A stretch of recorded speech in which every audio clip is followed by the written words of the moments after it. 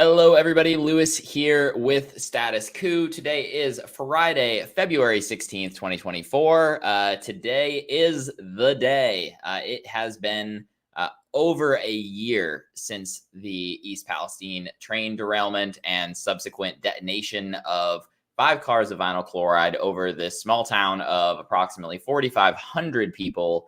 And as I said this morning in a tweet, I've basically had a front row seat to a masterclass in how not to handle a disaster situation, whether you're in local government, state government, or federal government, because this has certainly been a bit of a shit show, frankly.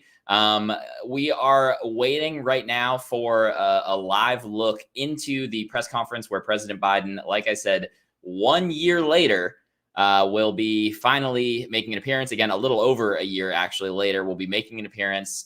Residents had notably been asking for this from the very beginning, and he never showed up. They said he was coming, he'd be coming, blah, blah, blah, kick the can down the road a little bit further. And here we are again, over a year later. I was just back in East Palestine about 2 weeks ago for the 1 year anniversary. I'm actually seeing some East Palestine residents and folks from the surrounding area in the comments section here. We do keep an eye on those. So thanks for watching, everybody. And again, we'll keep an eye out throughout. But yeah, we're going to be going to President Biden when he actually begins speaking. He is in East Palestine at the moment. He's already been in Darlington at the fire station, meeting with some first responders there earlier today. But for those of you just joining right now, though, before we get anywhere, please smash the like button to help get this out to more folks. It really helps us out in the algorithm. So if you could do that, go ahead and please do. Also, if you're seeing us for the first time, we have been on the ground covering East Palestine for over a year. Personally, I've spent over a month of the last 12 months on the ground in East Palestine. It's one of those things that it's one of those things where I hate to go back because I continue to go back and get more bad news. It's terrible to continue to go and see these residents left abandoned by their local government, their state government, and their federal government. I believe Colin has a little bit of like a minute and a half or so clip of just some of the reporting we've done, not including this last trip, but some of the reporting we've done over the last year. And if President Biden actually does begin speaking during this, we will go to that. But let's go ahead and play that clip first. Well, Sunday they came knocking on our doors saying that we had to evacuate or they're coming back with body bags. And my chest was tight, my irritated eyes, my throat and everything. So I decided to go to the hospital and I ended up getting acute bronchitis from chemical fumes. And you can see all sorts of chemicals coming around, all against shore here. How long is it going to take? Are one of my children going to have to drop dead before they get guidance? The initial tests that were done were being done by Norfolk Southern. They were being hired by independent contractors from Norfolk Southern, correct? These are tests. The tests that we are doing, we're doing double testing. So the testing is being done by either Ohio EPA or the US EPA. Okay, that was not the case to start, though. Well, let me just, why does we continue to do that testing after the controlled burn that had happened here? You can see the big piles of dirt here covered in plastic in most cases. All the nonprofits, they all come together. They're all helping us. But who else? Yeah. It's still not any better here in East Palestine. The ongoing cleanup effort is still in progress. As we stand right now, the south side of the tracks have been fully removed. And this is from the top of my hill. We are 4.3 miles away. So that gives you, again, a little bit of a taste of some of the reporting that we've done on the ground. Unfortunately, so many folks have just entirely forgotten about East Palestine in the media. Many of our politicians have essentially forgotten about them. To date, there's been exactly 0 pieces of legislation at the federal level to address any of this, which is frankly absurd at this point. Again, you've had a year to do it. There's not even any, the rail safety bill is dead, basically. Again, at the time I said the longer it takes before this passes, the less likelihood we're going to see something happen. There hasn't been anything to, make sure from the government that residents' like health is being taken care of, any of these things. And again, you've got the images right here of that detonation that was done. Again, that detonation that we learned didn't need to happen. So what you're watching on your screen right now did not need to occur. That was the what they initially started calling the controlled burn. They quickly stopped using that language once word got out that it obviously is not controlled. But number two, after the NTSB hearings, which we'll play the clip in a little bit here, when we learned that Norfolk Southern was actually told that they did not need to do this. I am seeing a little bit of movement. So Colin, if we want to do a split screen with the live shot, just in case, I did see the fire chief just walk in. It looks like some Secret Service folks there. That may be a local elected official behind. I'm not going to say exactly because I'm not 100% sure. But again, as we were actually playing the highlight reel initially, we did see images of President Biden with the EPA director actually out looking at the site of the derailment itself. So again, we're going to be taking a look. President Biden is going to be speaking live here. We'll kind of keep an eye on this as it goes. He is scheduled to be speaking at 4:30. Obviously, it's a little bit behind. These things tend to run a bit behind. My guess is this is a carefully curated room. I was very curious how they were going to pull this off, especially when they announced in the beginning of the week that this was going to happen.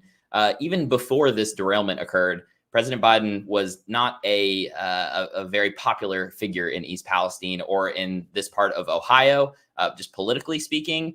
When the derailment happened, I really do think that the Biden administration had a very real shot to kind of come in, put politics aside, have a visit. I'm not saying he had to come right away. He didn't have to come a week after. He didn't have to necessarily come 2 weeks after. But making an appearance within the first month or 2 months to actually go check in on the response, talk to residents, see what gaps were missing, see what issues were happening that were kind of slipping through the cracks.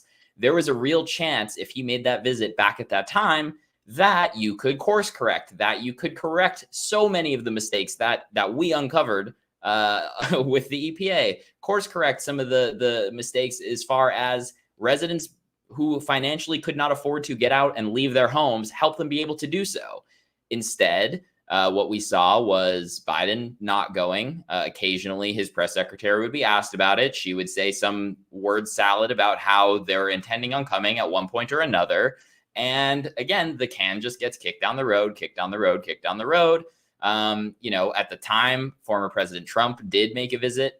Obviously, it was, in my opinion, that was also a bit of a stunt, just like I'm 100% calling what is happening today a political stunt, unless President Biden goes way off what everyone is predicting from him to say and calls out some of the issues that have been happening over the last year, calls out the fact that many residents are still getting sick, calls out the fact that the EPA has dropped the ball on so many different things throughout this entire thing, and tries to at least say, our bad, we're going to fix this now. Of course, he's not going to say that because this is under his control. The EPA director reports. I mean, that's an appointee. So his own EPA has dropped the ball here. We now have the mayor of East Palestine walking in with President Biden right behind him here. The mayor of East Palestine was initially invited this trip to happen, but is not a fan of President Biden, to say the least. But he said some sort of statement earlier today saying he's going to put politics aside. It does look like the president is about to start talking here. We will pull that up for you in just a second here. Let's see. Here we go. Reagan, as well. We just included a briefing about the Herculean efforts, and that's not a hyperbole, the Herculean efforts that were made in the year census. And I also want to thank the EPA administrator here with me, EPA Administrator Regan, as well. We just included a briefing about the Herculean efforts, and that's not a hyperbole, the Herculean efforts that were made in the year census tragedy. But what's happening in the morning, the evening of, and the next day, and the weeks following is amazing. It's absolutely amazing what this community rose to.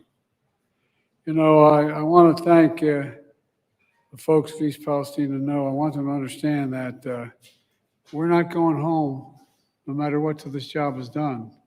And it's not done yet. There's a lot more to do. The vast majority has been done. But we're going to stay to the very end. Every need is met.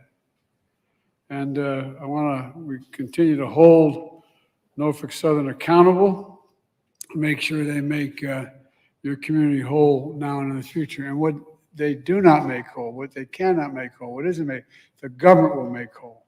We have an obligation. We have an obligation. I can already see this derailment won't define you. It just it defines you in a different way. Your courage, the resilience of this community, and the compassion that you've shown for all your fellow citizens. Let me be clear.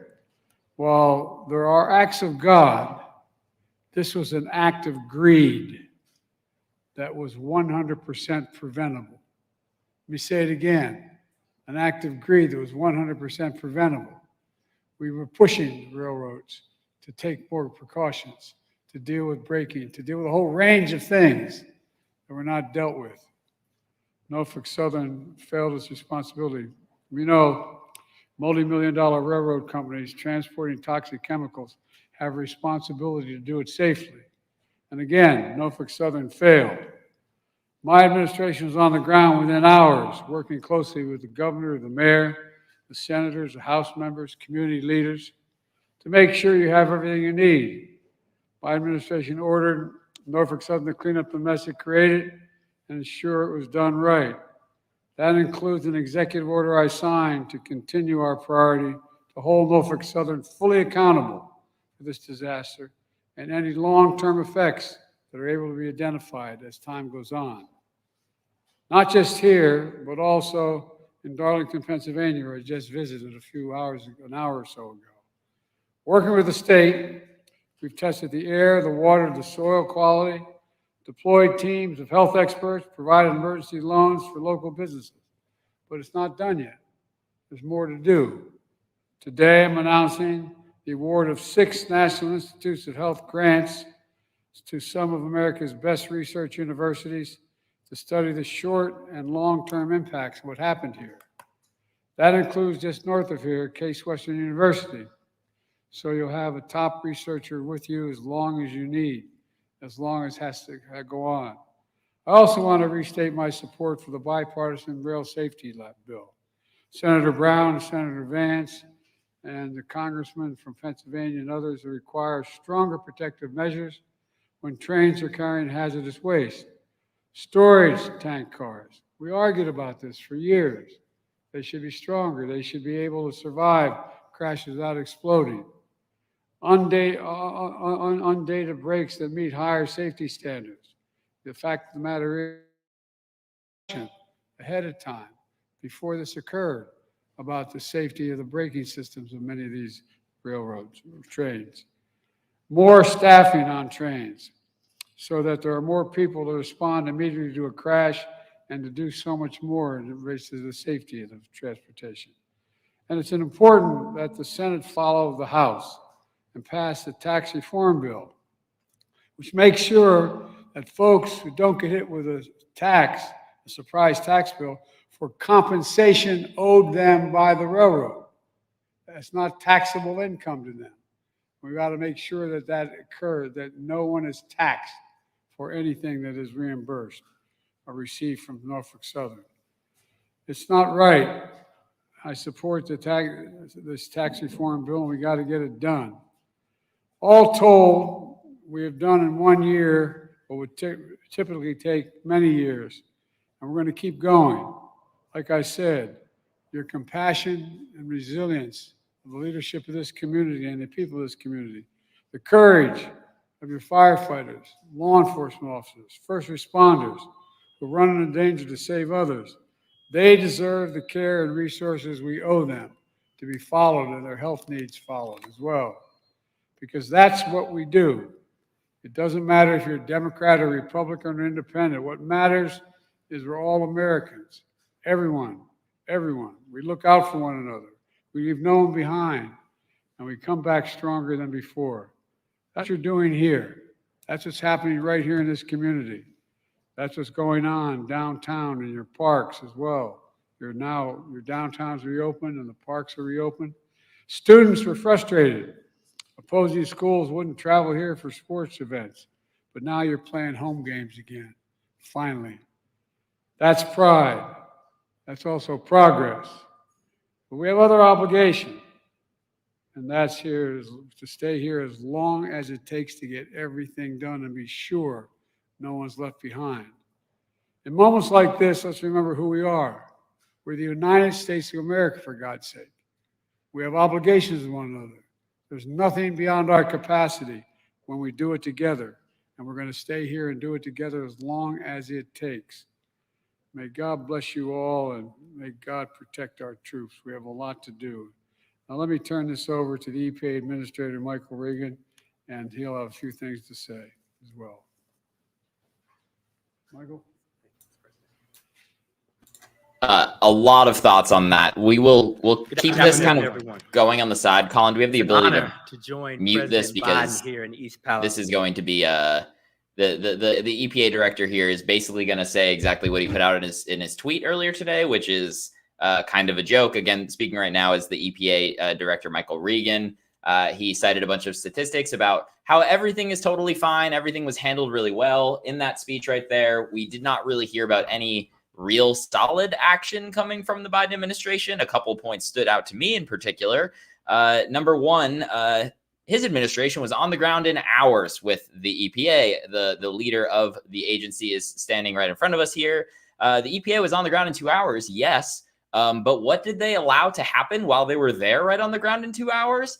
They allowed, right after the explosion happened, they essentially allowed Norfolk Southern contractors to just build railroad tracks over contaminated soil without doing anything about it. The EPA was on site 2 hours later, and they just let that happen. The only reason that the contaminated soil that was all over the place in a giant mess was ever dug out from this was because residents begged and pleaded and complained about it over and over and over again until they finally had to do something about it. So yeah, the EPA might have been on site, but they let that happen.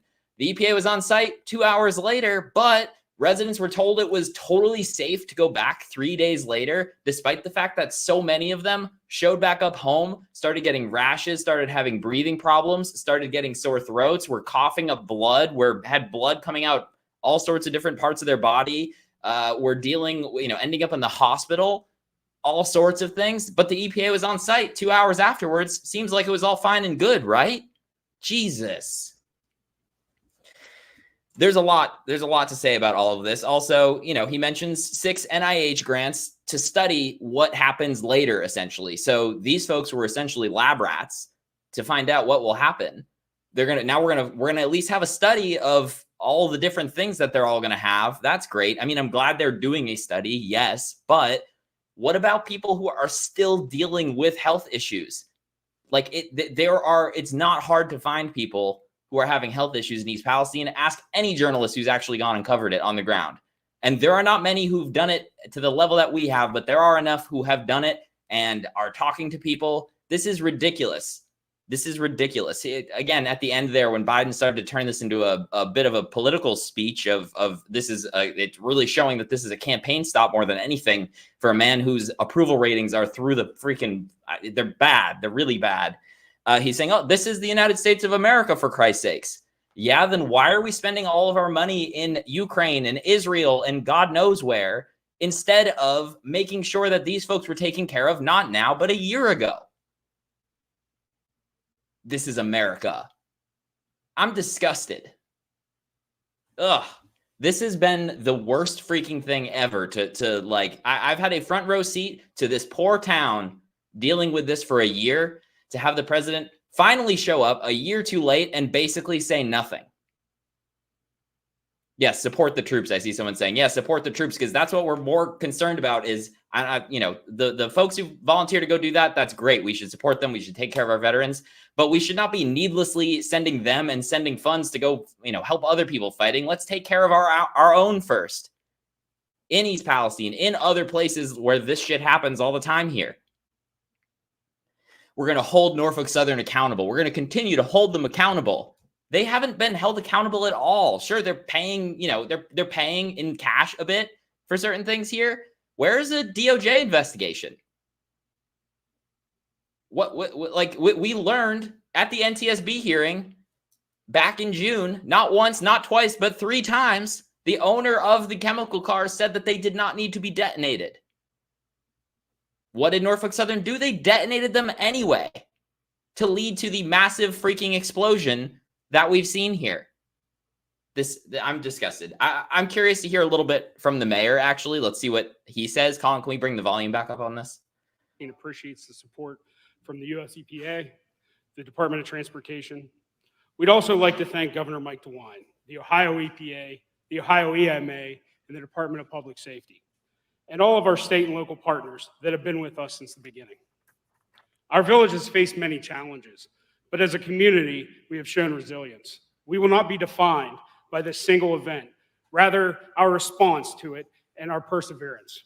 President Biden, your long-awaited visit to our village today allows us to focus on the things we agree with, acknowledging this disaster should have never happened, address the long-term health concerns and the economic growth of the village, and ensure this never happens again to another community. Our goal is to be collaborative and proactive, collectively taking control of what we can shape for a stronger future. This includes support of bipartisan railway legislation, federal tax relief for funds received by from Norfolk Southern, along with your unwavering support and assurances that our long-term concerns and needs will be addressed, which we have expressed here today, sir.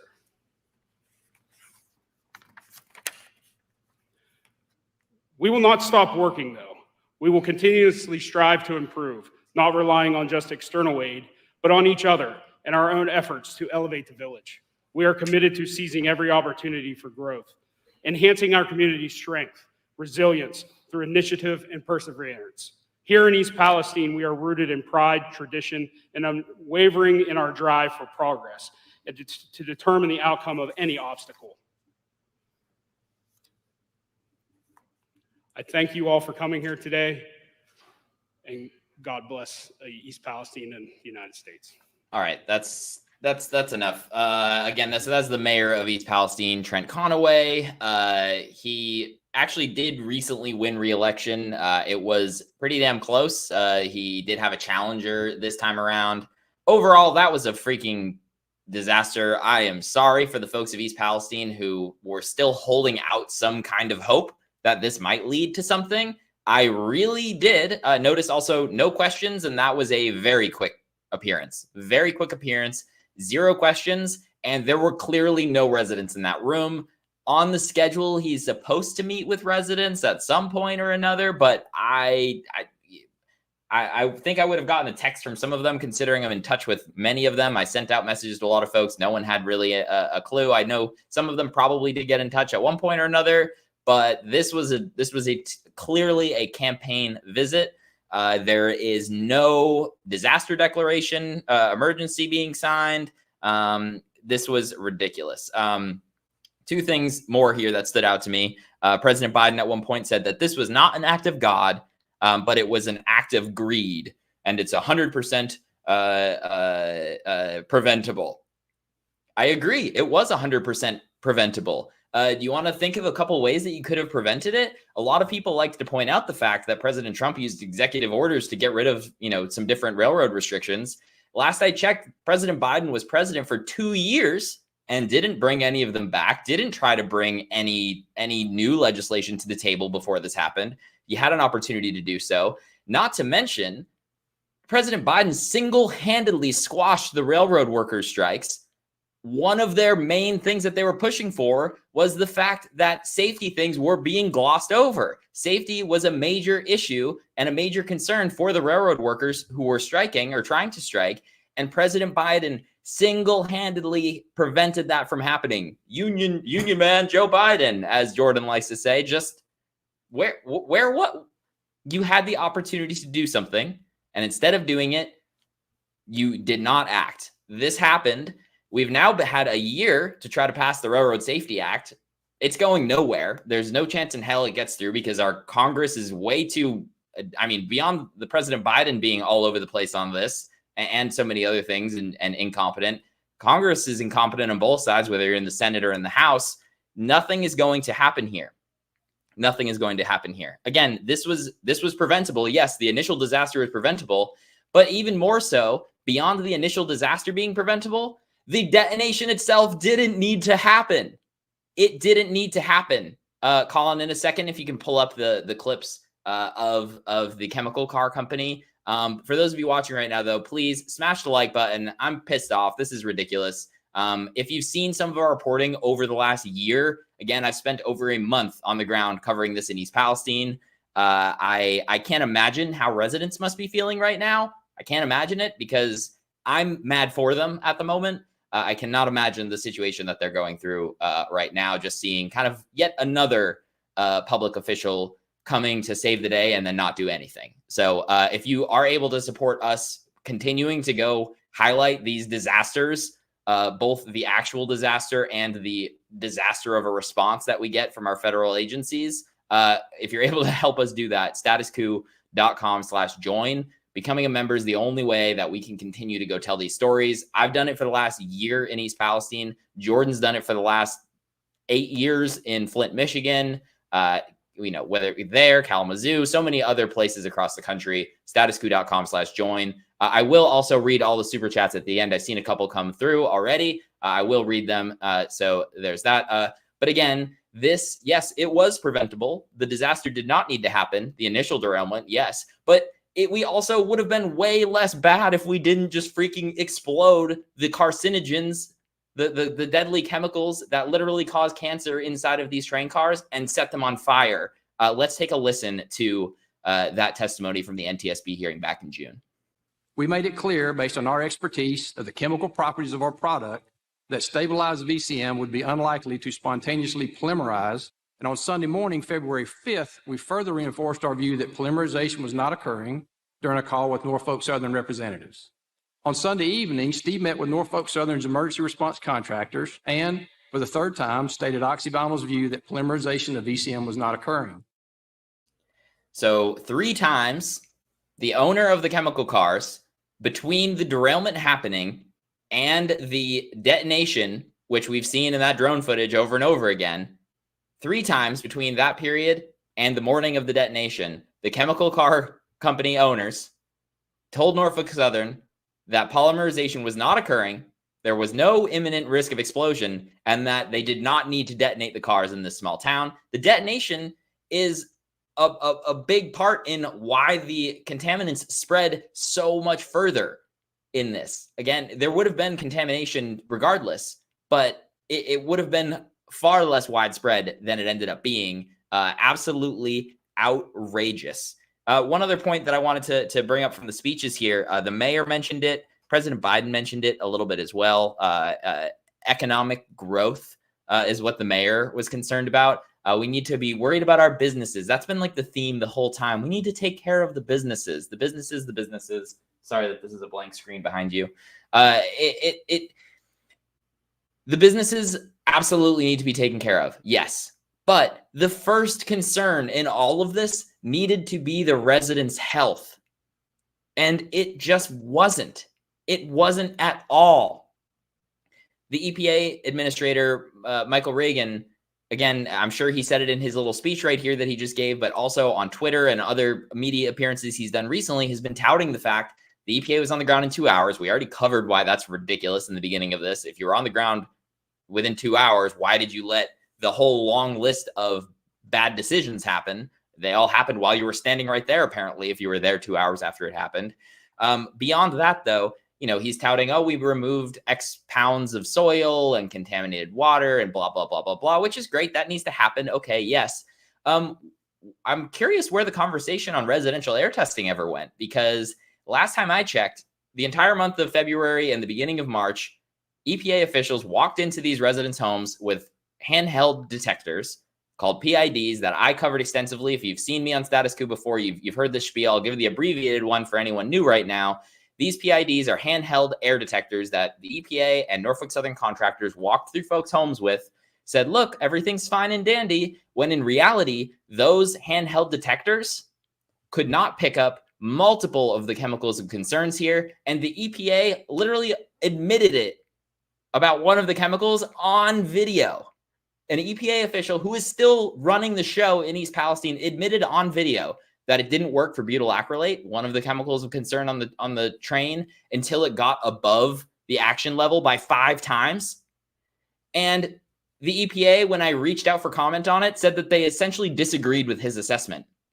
So I dug a little further, as you do, and got a long list of folks who are folks with PhDs in chemistry and toxicology, and people who are professionals who use this equipment, and all of them backed that up. And all of them also said that those PIDs don't work for several other chemicals that would be created when you set vinyl chloride on fire. That includes phosgene, that includes hydrogen chloride, that includes formaldehyde.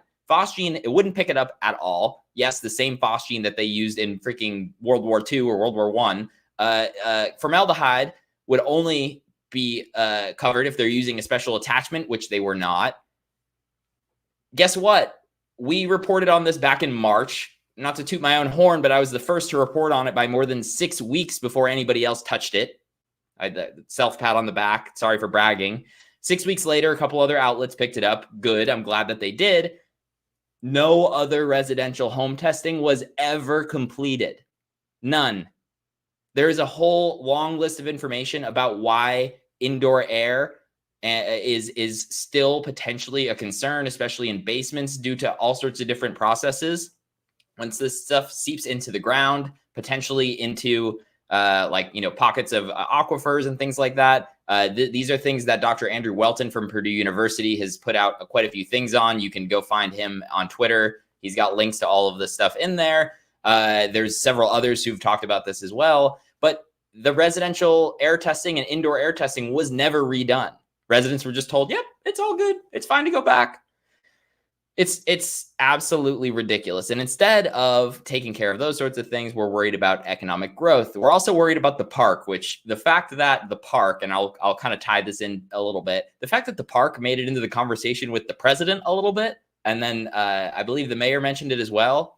Norfolk Southern paid $25 million-ish to redo the East Palestine City Park. Now, I'm sure it's going to be a beautiful park, but why the hell are you spending this money on a park when people who want to leave and physically cannot leave can't do so? The amount of residents that I've spoken with who are in a financial position where they still have a mortgage on their home, homes in East Palestine are affordable compared to the rest of the country. You can buy homes in East Palestine for less than $100,000. Some of them are more, but you can buy, plenty of decent homes for under $100,000 in East Palestine. These folks are still paying a mortgage on it. They can't afford to get a mortgage on another home, let alone find another home for less than $100,000 that's anywhere close to comparable. So they're stuck in a situation where even if they want to leave, they are, needing to basically save up as much as possible to do so. They're, in a situation where they need to hopefully beg a family member or someone to co-sign. It's not just as easy as, okay, I'm going to I'm just going to sell my house and go. Because the other thing is, people aren't buying homes in East Palestine. I wonder why. We spoke to I love her to death, Lonnie Miller. We've talked to her so many times on Status Coup, on the ground in East Palestine.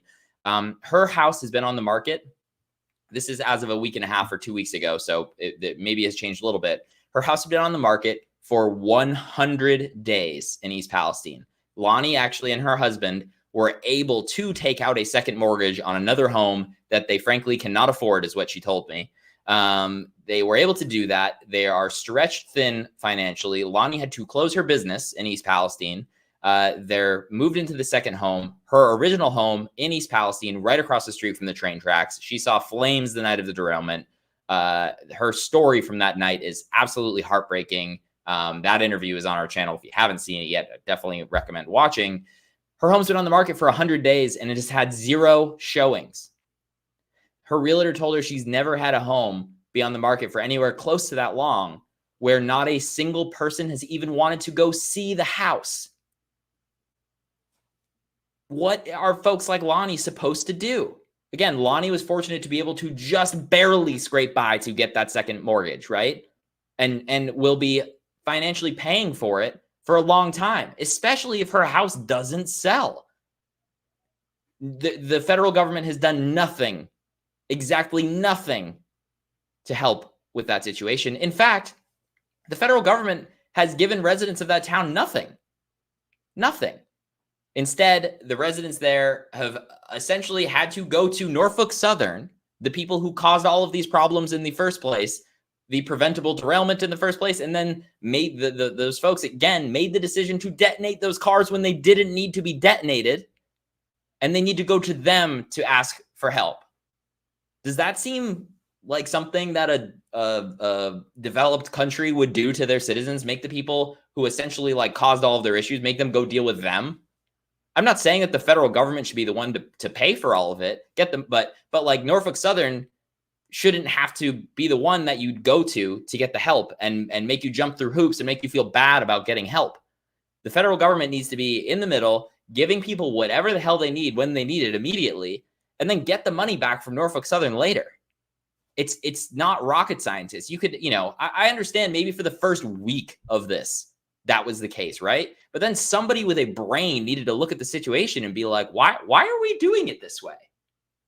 But instead, everybody just freaking doubles down, won't admit a mistake, and who suffers? The residents of East Palestine suffer and continue to suffer as a result of this.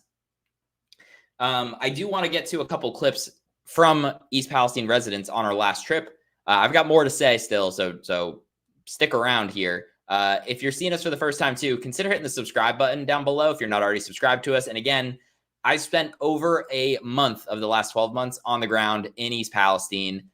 John Farina has been there with me on some of the trips. Colin, who's behind the scenes right now, has been with me on a handful of the trips. So if you want to enable us to be able to build the relationships with the residents, to be able to find out what's going on the ground as it's happening, statuscoup.com/join is the place to do so. Membership makes a big impact in making sure that we can continue to do these trips. Literally join for as little as $5 a month so that we can raise the voices of the folks like you're about to hear from in a second. These are interviews that we did about a week and a half, 2 weeks ago on our last trip. This is my 5th reporting trip to East Palestine over the last year. Colin, we can go ahead and play one of the first clips here. President Biden, who was notably absent from the first 11 months of this, there were calls for him to come early on, and he never came. Occasionally his press secretary would be asked about it. She would say some word salad, eventually saying, yeah, he's going to get there at some point, blah, blah, blah. They've officially announced that he's going to be here at some point in February. What is your initial reaction to Biden saying he's going to come visit in February at this point? There's a lot that needs done. We need health care. He needs to sign for that. Mm-hmm. We need help with relocation. Mm-hmm. This is why I want to speak to him. Mm-hmm. I asked on that porch, standing on those steps, February 16th, when Michael Regan was coming to my home, I said, we need President Biden and we need FEMA housing. Mm-hmm. Yep. And I mean, it's been 50 weeks. Yeah. A year of people being stuck, my friends and my loved ones being exposed. Right. There is no way to make that right, but you need to stop it from happening. Right. It is time that people listen. It is time that if you want to stay, if you're not having health problems and you want to stay, as long as you know the risk, mm-hmm. that's your decision. Mm-hmm. But for those that are trapped here because of financial, they need out. Mm-hmm. I don't care if it's Norfolk Southern or our government. Somebody needs to take the initiative to help people get out. So that's resident Chrissy Ferguson. I mean, I met Chrissy, I think it was on the first trip, if not the second trip. We've stayed in touch throughout. Yeah, I mean, she's making the same point I'm making here of people need the ability to get out if they want to get out. And somebody needs to be taking care of this, whether it's Norfolk. Again, like I said, it doesn't matter. I don't care who it is. If it's Norfolk Southern, if it's the government who's paying for it, I think Norfolk Southern should be paying for it, but I think the federal government should be the one administering it. This is not how it's going to happen. I see a comment in here too. Thank you all for the super chats. I will read them all in a couple minutes here. So stick around for that. And if you want to get a super chat in, please do so. I want to also mention, I was talking about the air testing earlier. Chrissy is somebody who very early on pointed this out. She had Michael Reagan in her living room that we just did that interview in back in February. They went in and did tests in her home. We did a whole video on this of the results not being reported correctly. Again, if you want to look through some of our East Palestine interviews over the last year, that's another one that you should definitely consider looking for. And again, Chrissy also has Sulphur Run, the very contaminated creek that runs through East Palestine, runs under her backyard right next to her basement, literally through a tunnel. It's a very bizarre setup. There are homes that Sulphur Run runs directly under. We went into Sulphur Run, not into it, but right along the banks, and saw the contamination for ourselves firsthand, again, a week and a half ago, meaning that creek has been contaminated for over a year at this point in time, which is absolutely insane. I want to get a couple more of these resident interviews in. Again, I will read all the super chats here at the end, so stick around and get one in if you want to get one in. Colin, go ahead and play the next clip. He turned his back on a town that really needed his help, but he turned his back on us. He went to Hawaii, he went to other places, but, a little town of East Palestine, Right. We're just a dot on the map. So that's another resident we actually met on the last trip. Her name's Brenda. Brenda is actually one of two residents that have over the last couple of months been diagnosed with breast cancer. They're not necessarily attributing them directly to the derailment, neither Brenda or the other resident, but that is there is a chance. The issue is that no doctor is ever going to directly say, yep, these are directly coming from here. But as we get further into this, something that a couple of residents pointed out to me on the last trip was, it'll be scary to see you in 5 years because you're going to be coming back and reporting on all the illnesses and diseases and cancers that we have. And I hope I'm wrong, but I do not have the confidence that I am. It's not great. It is not. Yeah. I don't even want to think about it, honestly. We got a couple more of these that I want to play. And again, we will read all the super chats at the end here. I'll share a couple more thoughts too, because this was a lot. Colin, go ahead and play the next clip. It's an election season. That's why he's coming. We were not forgotten. Everybody says we're forgotten. Believe me, we were not forgotten. We were abandoned. He knew we were here. Nobody forgot us. They just didn't care. So, it's kind of flying under the radar. Nobody knows when he's coming into town. This is a highly Republican area and district. So it remains to be seen what kind of reception he's going to get. Right. So that was Dr. Rick Chai. We did an interview with him on the last trip, pointing out the obvious that this is a political stunt. Dr. Chai is actually running for Congress to represent the district that encompasses East Palestine and surrounding areas, running for U.S. Congress. We did a full interview with him. Don't agree with the man on everything politically, but that is going to be a Republican seat. He definitely cares about his community and whatnot. So I definitely urge you to check out that interview. Again, we disagree on some things. I'm sure there's some areas we agree on as well, but he has been out in the creeks for months and months and months throughout this, giving updates on what is actually going on and doing what he can to hold folks accountable throughout this entire disaster that has been going on all throughout. Let's go ahead and play another clip though, Colin. I think it's too late. It's too late. I don't want him here. I feel like he completely ignored our town, just like Norfolk Southern rolling over top of us. that first week after the derailment. I just feel like he has turned his back on us from the very beginning. We do need him, though, to get the part of CERCLA and the Superfund to get residents removed from the threat.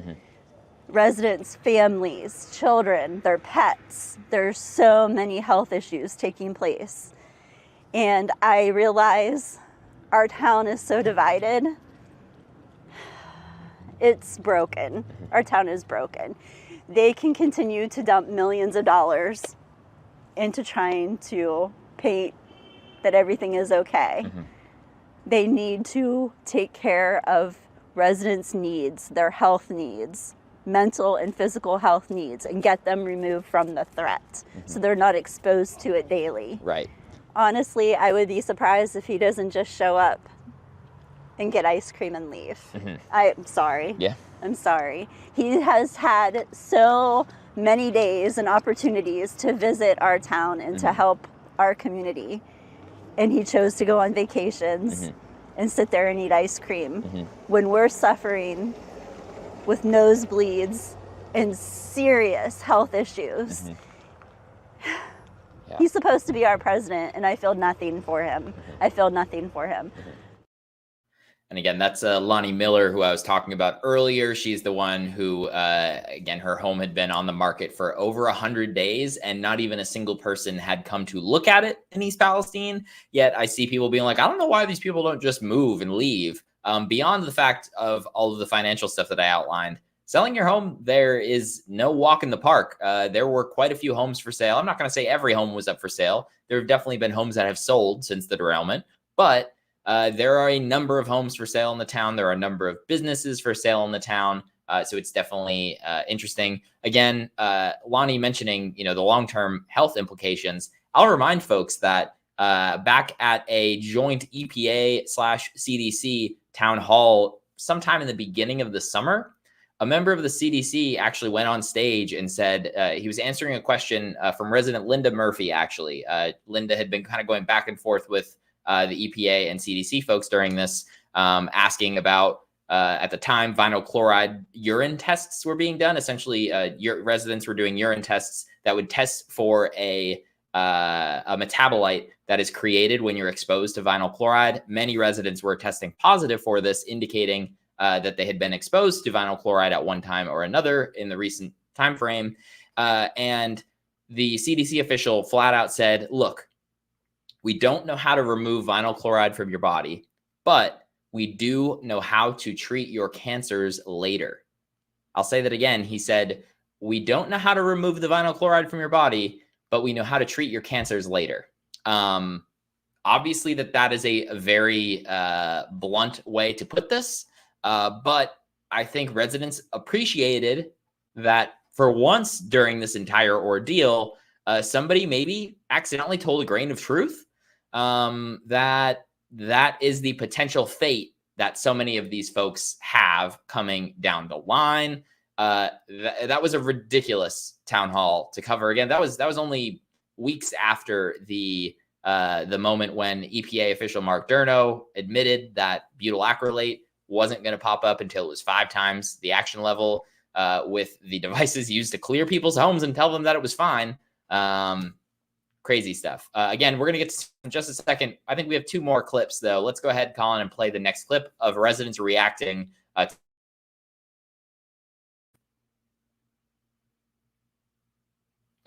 looks like I cut out there. Colin, we can go ahead and play the next clip of residents reacting to Biden's visit.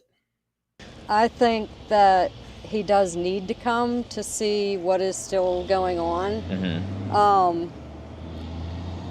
I also think that he doesn't need to come because you kind of missed your chance. Right. Like for people to be happy that you're coming. It could have benefited him a bit more in the beginning, I think, with people around here. To have come sooner. And most presidents do come sooner when a disaster happens.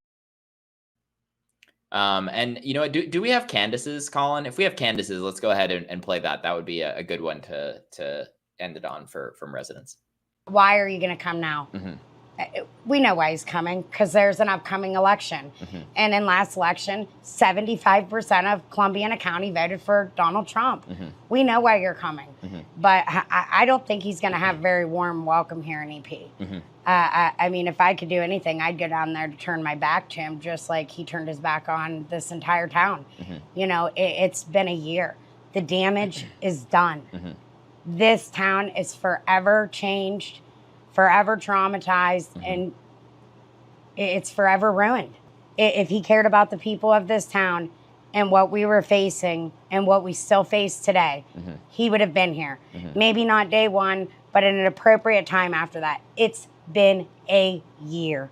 Why even waste your time to come? And another thing I heard today, it is a 45-minute flight from Washington to Cleveland. So you mean to tell me while you're at Camp David, while you're laying on the beach, you never had 45 minutes in your busy schedule to come here? Right. It's just, it's pointless. What help is he going to offer? And I mean, I don't know what they think Biden coming here to do a photo op is going to help the suffering, the continued suffering that's going on here. You know, your job as our president was to take action. We should have been protected. Right. So to make a trip here now, it means absolutely nothing to me. Again, you heard it right there from Candace. Again, Candace has been in this situation just like everybody else for a year now. Candace is the mom of 5 boys.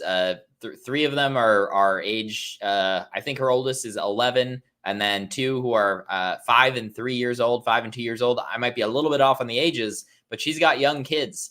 And she was able to be relocated for a while, and she wasn't necessarily forced to return home, but she had to go through Norfolk Southern to get the relocation assistance that you've heard from the residents that we've shown these interviews from, and you've heard from me and Jordan and everybody else for the last year. The relocation has been a nightmare.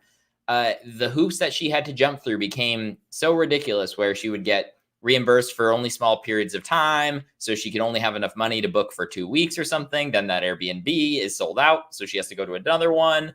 Now, she's in a hotel. She can only book for 2 weeks or 3 weeks or a month or whatever it may be. And, you know, meanwhile, her major concern is she wants her home decontaminated. These people want to be back in their homes, and they won't do real hazmat cleanings. They'll basically go through and do a dusting of your home. Maybe a thorough dusting at that, sure. But they're not acknowledging that, you know, they're not using the appropriate equipment to clean chemicals in your homes, right? That's what these folks are concerned about, not dust. And she essentially had to give up and gave in to the long-standing need to continue to go back to Norfolk Southern, to the Assistance Center, jump through all the hoops and the bureaucratic bullshit, be told that the gravy train is going to end soon. That's what someone told her at the Norfolk Southern Assistance Center at one point here. It's terrible. Again, mom of 5. She's got 3 young kids at home with her. That is what these residents are being put through. I am going to start reading some super chats, but maybe we'll play a couple more clips at the end here. We'll see where we're at, but I do want to read some of these super chats, and I don't want to forget. If you want to add super chats too, I will keep going for a little bit, so go ahead and add them in. We're going to start off with Big Dumb Animal, $4.99. Thanks, Lewis and Status Coup. Appreciate you staying on this. No problem, Big Dumb Animal. We'll continue to stay on it. Unfortunately, it's one of those things that has just continued to devolve and get worse every time I go back, naively hoping that things are getting a little bit better. And every time I go back, I leave disappointed and frustrated at the world and our country, because these good people in this small town are they're dealing with the brunt of this disaster that, to use President Biden's words, yeah, the initial derailment was preventable, yes, and regulations that you could have passed in your first 2 years as president could have prevented it, and not stopping the railroad strike could have prevented it, yes. And then number 2, the explosion was preventable because we learned that it didn't need to happen at the NTSB hearing in June. I digress. Next one, we've got So Smart, So Stupid, $1.99. Joe, stop lying. We'll see if that ever comes. I am not sure. Seems like all of our politicians these days have a lying problem. Maybe someday that won't be the case, but I'm not going to hold my breath on that one, given the state of affairs. Das Boschfleisch, 249 euros. This is a Status Lou mood improvement super chat. I saw that one come through. I was pretty pissed off when that came through. That is difficult to listen to Biden talk about all of this when I know that I know more than he does on this, and he's the president, which is pathetic. All those. Okay, here's something I got to go on. All these Sunday shows in the last week or so or whatever. All of these Biden officials are going on and saying, "Oh, Biden behind closed doors is so capable. He's so in control. He's able to lead a room full of world leaders and understands the minute details of exactly what's going on. And he's really competent. He's really clear and concise, a good leader, a strong leader." We don't see any of that when he's on TV. The Jon Stewart monologue pointed out a lot of this pretty good last week also, which was funny, but very accurate to what is going on. Do that out in front of the cameras if that's the case. If he were all of those things, he would know more than me, who is just some guy who decided to go spend some time doing this because it's the right thing to do. Why does he not know what's going on there? And how do you let it devolve into the madness and chaos that it has turned into now is beyond me. So Das Boschfleisch, thank you for the 249 euro. Whoa there, Marino Vallejo, $100. Keep up the good work informing people with the truth. Marino, thank you very much. Folks like you make it possible for us to be able to continue to go back to tell these stories, to make sure that people can be held accountable, maybe someday, hopefully, for these actions. Again, Marino, thank you very much. $100, that's a lot. We appreciate it. CC, $9.99. Status Coup News, keep their foot on the gas. Keeps their foot on the gas. Appreciate that, CC. Absolutely. I know I've been a little bit busier recently. Jordan and team have been pushing hard. I was excited to get back out on the ground in East Palestine a couple weeks back. So again, we appreciate the support for helping us continue to keep our foot on the gas. We got one from Jordan here, $10. This is a mini Chernobyl in the United Corporations of America. Where the hell is the rest of the media? We need your support. Stay on this. Support Status Coup as a member for $5 to $10 a month. You heard the man, statuscoup.com/join. If you want to do that, again, statuscoup.com/join for as little as $5 to $10 a month. Makes a huge impact. Even though it might not seem like a lot of money, $5 a month. It really helps when, all of you get together and do it. We're powered by people, not by corporate BS like so much of the rest of the mainstream media who won't go and cover these except for, I'm sure some parachuted in for the Biden event today. I'm sure they're already out of town at this point. They packed up and left. On to the next thing. Am I right? Doug Grinbergs. Biden could have breathed some FDR fire, threatened nationalizing U.S. rail. I won't hold my breath for that one. I could be down for nationalizing U.S. rail. I think it makes a lot of sense. That's another thing I'm not going to hold my breath for right now, though. At the least, I will take some action on the Railroad Safety Act, which at this point is probably some watered down bullshit. But at least pretend like they're not even pretending to try to solve anything at this point, which is beyond me. Don't understand it. This one was one I just wanted to address. This was not a super chat, but I saw it. Why is her town divided? They need to be united now. The plan in these situations from a Norfolk Southern, from an EPA, from whatever, is to slowly divide the town. When I got into kind of reporting this, Jordan had a lot of advice and thoughts that I should be kind of keeping an eye out for things from his experience reporting in Flint. And the divide and conquer method is happening in real time in East Palestine. I would say there are factions of town, and everybody is split into their different camps of folks who think this is all ridiculous, folks who are experiencing real health symptoms, folks who know that the health symptoms are real, folks who are tied into politics, folks who are tied into the railroad. And when you divide everyone like that, it's easier to just steamroll everybody, which unfortunately is what they're all attempting to do. But again, so many of these East Palestine residents are so divided are so strong and capable of continuing to raise their voices in clear and concise and coherent ways about this. You've got so many folks who are really like dedicating time, becoming scientists, becoming toxicologists, becoming chemists, activists, journalists, the list goes on, trying to get the answers that they really, so many of them just want answers. They just want to know the answers to basic questions. And it's frankly too late for a lot of it at this point in time.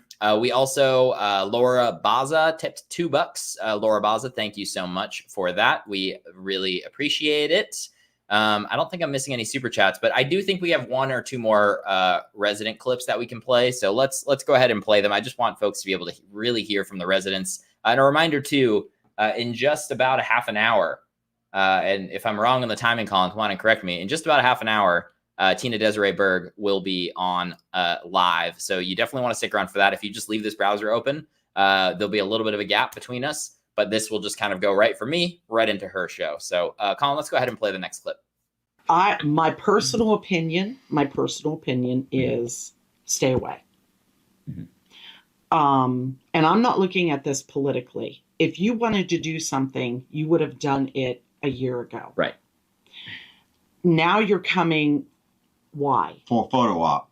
I mean, so he can say he'd been here. That's the only reason he's coming. First, I heard that the mayor wrote him a letter. I read this in an article that the mayor wrote him a letter asking him to come. Now the mayor is saying he doesn't want him to come. So which is it? You know, and personally, I think that him coming now is just, it's a photo op. So that was Lori and Wayne. Wayne is the second person. I mentioned Brenda earlier on. Wayne also has a breast cancer diagnosis. Again, you know, they're not directly tying this in here, right? But you know, it's when you start to have more than one person, again, and in Lori and Wayne's position, they are just over the line in Pennsylvania. It is basically directly where the giant plume went. You know, again, when you've seen that drone footage of the massive explosion, the plume, the fire, a lot of that blew right into Pennsylvania. Over the next couple of days, is the direction where the cloud essentially keeps spreading off to the left on your screen in front of you. They are kind of just, you know, out of sight of the field to the left there in the trees. You go a little bit further, and that is the area that they're in over in Darlington, Pennsylvania. And they're not alone over there. So again, it's not a great situation that these folks have been put into. And for the president to come not a month later, not 2 months later, not 6 months later, but a year later, and to essentially not deliver on anything is I'm sure coming as a slap in the face to so many people. Again, basically all that has been delivered out of this are 6 NIH grants to study the future effects on these people. So not to do anything to prevent them from having issues down the line, just to study what they're going to be. Not great. I think we've got one or two more. Colin, you can stop me if there's not. It's going to be a photo op. And frankly, I'm a little bit embarrassed about what's going to happen when he comes to town, because if he would have come when it first happened, I don't think it would have been as bad. But now, after everybody knows he was pretty much forced by politics to come and show his face, I don't think it's going to be a good scene myself. I think the only thing positive that could possibly come out of it is if somehow that the president can meet with some of the people that are affected, and not the mayor and not the senators, where everybody's, you know, pushed in there, oh, everything's fine, right. And not the business owners. Right. You know, he needs to hear from the people that are affected by this and still being affected by this. That's the only way that his visit could have any kind of a positive impact on this whole. And again, so that's Darren and Stella Gamble, East Palestine residents. they had been able to be relocated for a while, but that is Darren and Stella back in their home in East Palestine. Right after the initial derailment, Stella's health was fine for a couple weeks from what she's told me.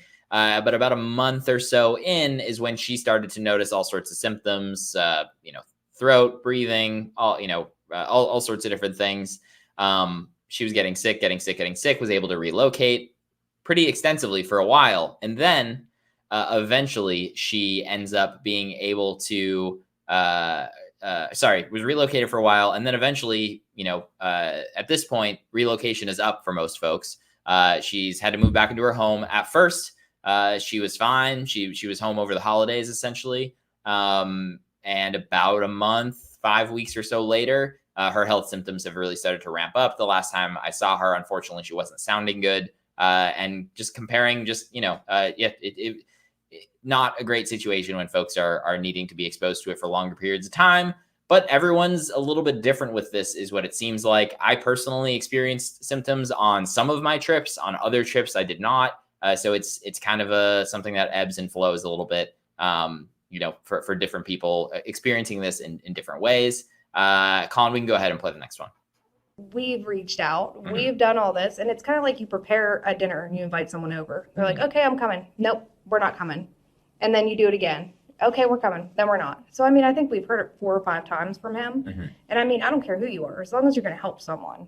We're all people. It shouldn't matter what we vote for, what we look like. No one should be in this situation ever. And it is mind blowing that I'm now in this situation when I had a normal life before. Never thought any of this could happen to me. But he has made so many promises that he's going to come and not come. And then he's on a beach, then he's eating ice cream, then he's doing whatever else. So, if any one of us would do that, we would have so much shit for it. But it's okay. Right. Like, hey, I'm going to come now. I'm going to save the day. We don't know why he's coming. We don't know anything. Right. We're following a circle where it allows the person that caused this damage to clean up all of this. Right. And most people don't know what a circle is. So Norfolk Southern is in charge. EPA watches over them, and whatever the EPA uses money-wise, Norfolk has to pay back the EPA, vice versa. But there's really nothing in there about us. And again, so that's Ashley McCollum and Matt. They had been relocated for a full year. I actually need to check in with Ashley to see the situation, because the last time I talked to her, her relocation was going to be ending a couple days back. So it's not a great situation. Again, I was not expecting, but hoping that maybe I would be wrong, and maybe President Biden was going to actually come in and do something about it. But that is unfortunately not the case. Again, all we've gotten out of this is essentially some jibber jabber about how this was not an act of God, but an act of greed, 100% preventable. We went through all of the reasons. Yes, it was preventable. Agreed. You've done nothing to change that situation. Still, like, it's frankly pretty disgusting. The visit was clearly a campaign stop from a president who is failing in the polls tremendously, who is struggling to do anything he can to hold on to whatever he can at this point. I don't know what else to say about it. I'm going to start to wrap this up here, though.